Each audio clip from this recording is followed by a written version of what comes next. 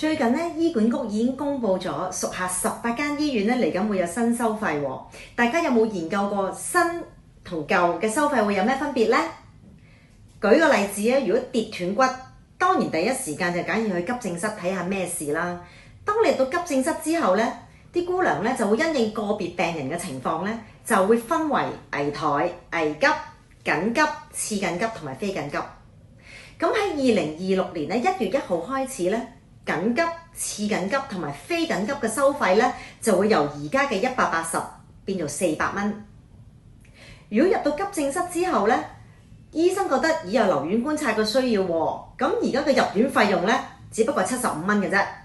咁連同咧喺急症室住院咧，每日就120蚊。咁用翻頭先跌斷骨個例子嘅情況啦，咁其實新收費生效之下咧，就會由而家嘅375蚊咧變咗成700蚊噶啦。咁除咗入院嘅收費之外咧，其實普通科嘅門診咧都會收費咧由而家嘅50變到日後嘅150，升幅高達200%。咁面對醫療費用不斷上升，大家有冇諗過日後能唔能夠支付呢筆咁昂貴嘅醫療費用呢？同埋點樣去為自己同埋屋企人去醫病呢？